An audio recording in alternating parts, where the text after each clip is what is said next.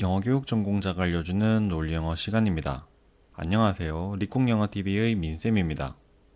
여러분, 다음 문장에서 동사는 무엇일까요? 정답은 네, 2번 beaten입니다. 아니, 어떻게 과거 분사형인 beaten 이 동사일 수 있어?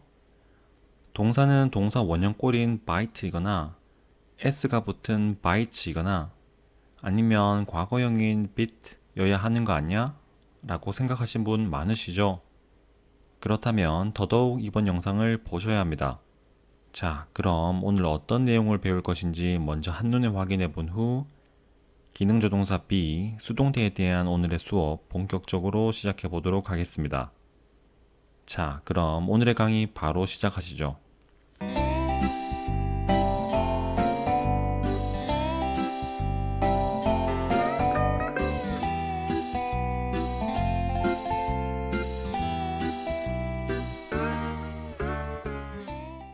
비동사와 완전히 똑같이 생겼지만 전혀 다르게 행동하는 기능조동사 be도 있다는 것 혹시 아시나요?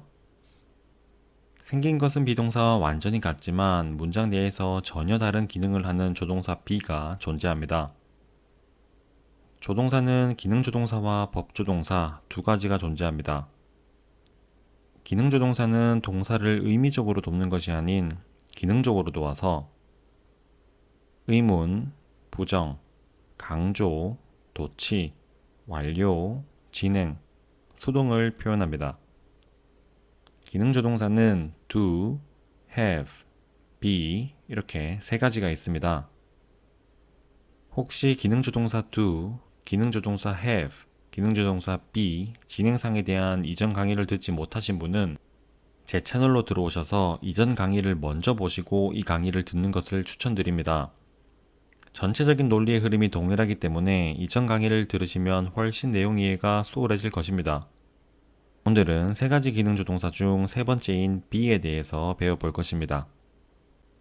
지난 시간에는 기능조동사 be, 진행상 편을 배웠고요. 오늘은 기능조동사 be, 수동태에 관해 배워보도록 하겠습니다. 여러분, 이전 강의에서 배웠던 첫 번째 논리영어 원칙 혹시 기억하시나요? 기억이 안 나실 수도 있으니 같이 한번 보겠습니다. 첫 번째 논리영어 원칙. 문장 나라의 왕은 바로 동사다. 문장이라는 나라의 왕인 동사는 왕이니만큼 많은 책임과 의무를 지고 있습니다. 여기서 왕이 가지고 있는 책임과 의무라는 것은 문장이라는 나라의 중심인 왕을 통해서 많은 문법상을 표시한다는 말입니다. 그럼 어떤 문법을 왕인 동사를 통해 표현할까요? 시제, 완료상, 진행상, 수동태, 직설법, 가정법, 명령법 등 이 모든 것을 왕인 동사를 통해 표현합니다. 왕은 이름만 멋들어진 왕이 아니라 많은 책임과 의무를 지고 나라를 이끌어가고 있는 어깨가 무거운 존재인 것입니다. 어떠신가요? 동사가 왕이라고 불릴 만하나요? 하지만 아무리 왕이라고 하더라도 의문문이나 부정문, 완료상, 진행상과 같은 것을 왕 혼자서 모두 표현하기는 힘들기 때문에 다른 요소의 도움을 받아야만 합니다. 그래서 이 왕은 누구에게 어떻게 도움을 받을지를 고민하다가 자신을 도와서 의문, 부정, 강조, 도치, 완료, 진행, 수동을 표현해주는 심부름을 해줄 신하를 몇 명 정하게 됩니다. 일반 동사의 의문, 부정, 강조, 도치의 경우는 기능조동사 do를 신하로 두어서 표현했습니다. 하지만 모든 문장에서 기능조동사 do의 도움을 받을 수는 없으니 현재 완료, 과거 완료와 같은 완료상을 나타내기 위해서는 기능조동사 have의 도움을 받기로 합니다. 그리고 현재 진행, 과거 진행과 같은 진행상과 수동태를 표현하기 위해서는 기능조동사 be의 도움을 받기로 합니다. 오늘은 그 중에 기능조동사 be를 가지고 어떻게 수동태의 평서문, 의문문, 부정문을 만드는지에 대해서 한번 알아보도록 하겠습니다. 본격적으로 수업을 진행하기에 앞서서 기능조동사 be와 완료상을 만들 때 사용되는 기능조동사 have를 관통하는 논리에 대해 간략하게 설명을 먼저 하고 수업을 진행하려고 합니다. 잘 들어주세요. 문장이라는 나라의 왕인 동사는 여러 가지 정책을 펴는데요. 그 정책이 바로 완료라는 정책, 진행이라는 정책, 수동이라는 정책입니다. 오늘 배울 수동이라는 정책을 펼 때 왕은 혼자서 이 정책을 시행하기에는 좀 버겁다는 생각을 합니다. 그래서 신하의 도움을 받기로 합니다. 그리고 그 신하가 바로 기능조동사 be인 것입니다.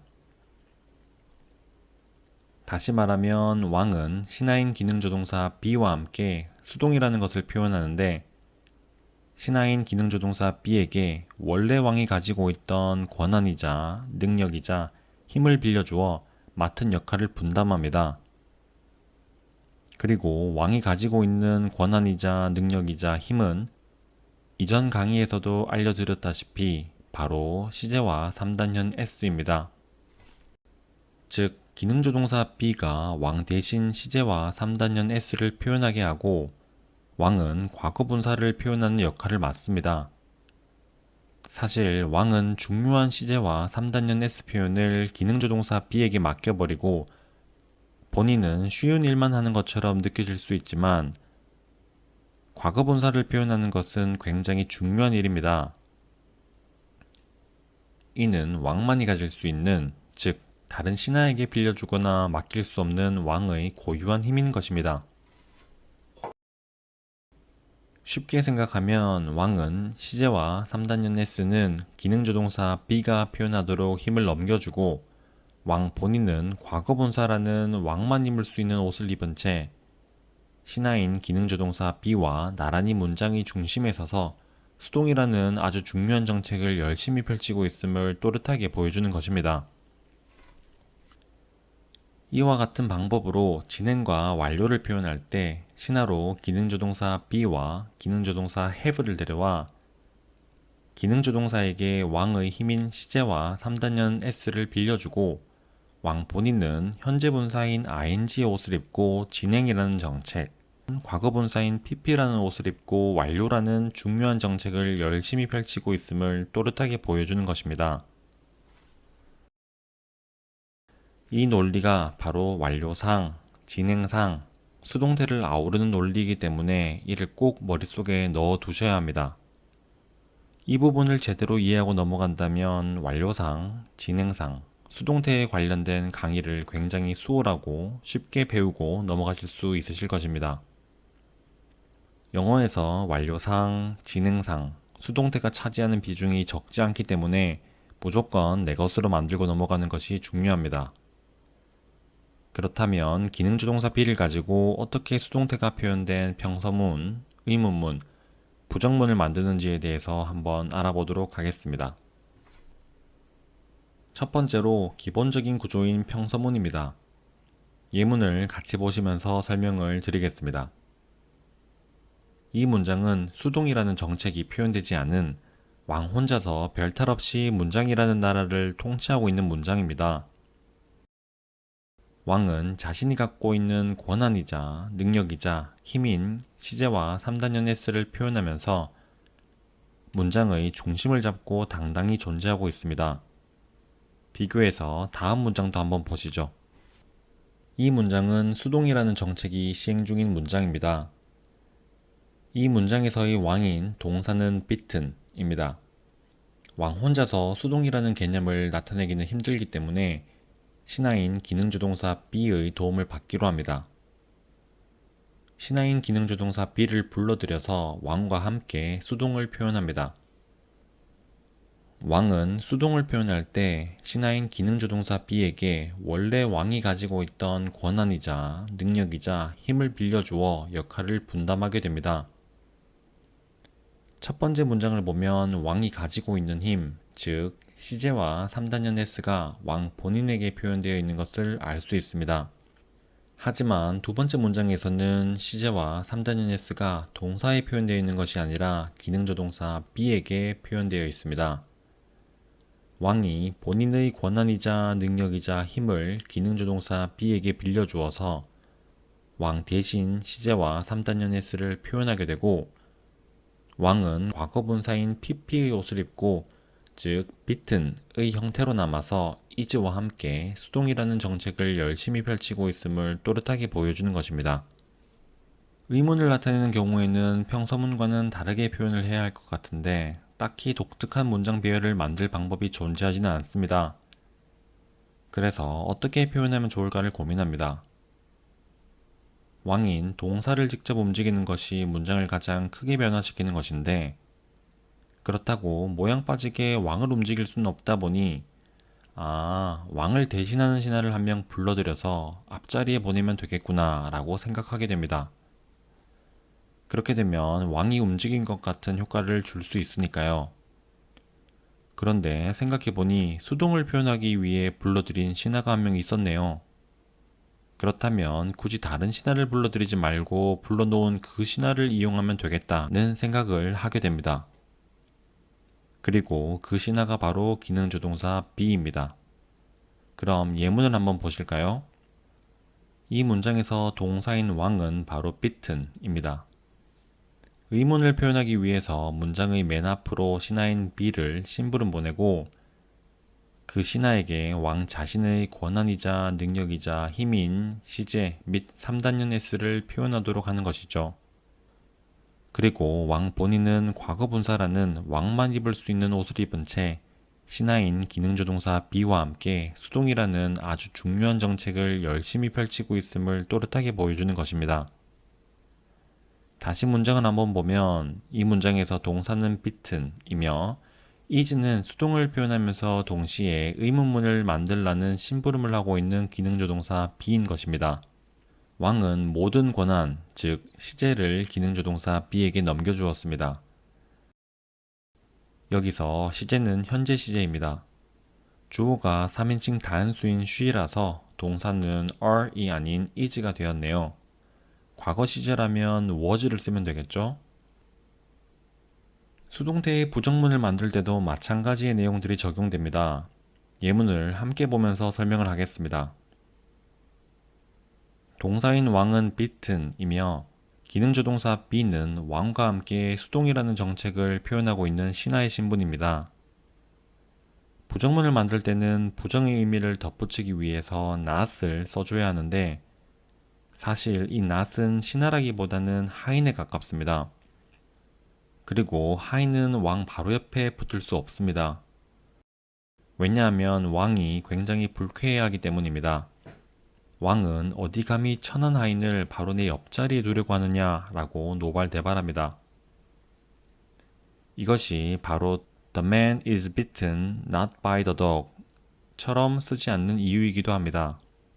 대신 왕은 자신의 신하를 한 명 부리면서 그 신하 옆에 하인인 not을 붙여서 부정을 표현합니다. 그래서 위와 같은 문장이 나오는 것이죠. 축약하면 그러한 사실이 더 잘 보입니다. 자, 수동태에 대해서 이야기를 나눠보았습니다. 어떠세요? 조금 이해가 되시나요? 그럼 오늘 배운 내용을 정리해 보겠습니다. 조동사는 크게 기능조동사와 법조동사로 나눌 수 있습니다. 기능조동사는 do, have, be 이렇게 세 가지가 있는데, 그 중에서 오늘은 기능조동사 be에 대해서 배워보았습니다. 아무리 문장 내에 왕이라 하더라도 왕 혼자서 수동태를 표현할 수는 없기 때문에 기능조동사 be의 도움을 받아야만 합니다.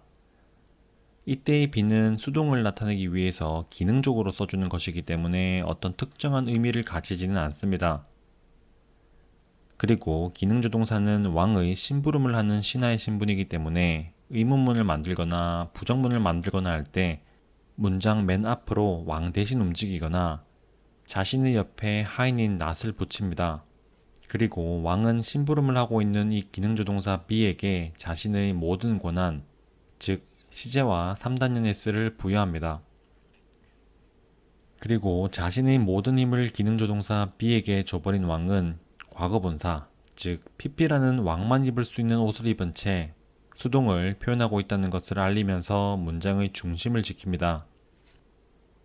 자, 그럼 다른 문제를 한번 풀어볼까요? 이제 정답이 보이시나요? 자, 어떠신가요? 기능조동사 be에 대해서 확실히 알게 됐다는 생각이 드시나요? 기능조동사 be는 진행상과 수동태를 만들기 위해 쓰인다는 것을 확실히 알고 계셔야 합니다. 이번 기능조동사 be 수동태 강의는 수동태의 개념과 해석에 집중하는 것이 아니라 형태에만 집중하였습니다.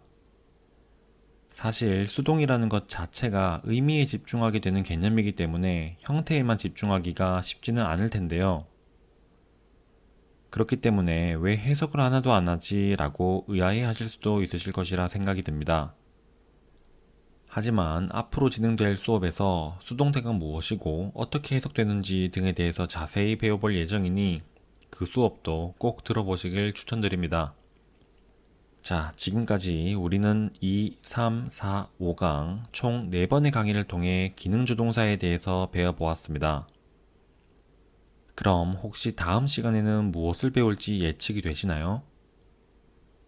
조동사는 기능조동사와 법조동사로 나누어진다고 배웠었죠? 네, 따라서 다음 강의는 법조동사에 대한 강의입니다. 사실 법조동사라는 것을 단 하나의 강의로 정리하기가 만만치 않은 부분이긴 합니다만 법조동사를 관통하는 논리가 분명히 존재하기 때문에 그것만 파악하게 되면 한 강의만에 배우는 것이 불가능한 것은 아니라고 할 수 있습니다. 일반적인 학습 상황을 생각해보면 법조동사는 그렇게 어려운 파트도 아니고 그렇게 중요한 파트도 아닌 것으로 여겨집니다. 하지만 법조동사는 시제와 연관이 되기 때문에 영어 학습에 있어서 아주, 굉장히, 상당히 중요합니다. 그리고 또 학습하기가 까다롭습니다. 아마 유튜브, 실강, 인강 등 어디에서도 들어보지 못한 내용을 배우실 것이고 또 굉장히 많은 것을 얻어가실 것이라고 자부합니다. 이번 강의는 여기까지입니다. 이해가 잘 안 되시는 부분은 영상을 반복해서 보며 학습하시길 추천드립니다. 그럼 복습 잘 하시고요. 다음 강의에서 만나 뵙도록 하겠습니다. 지금까지 니콩영어TV의 민쌤이었습니다. 감사합니다.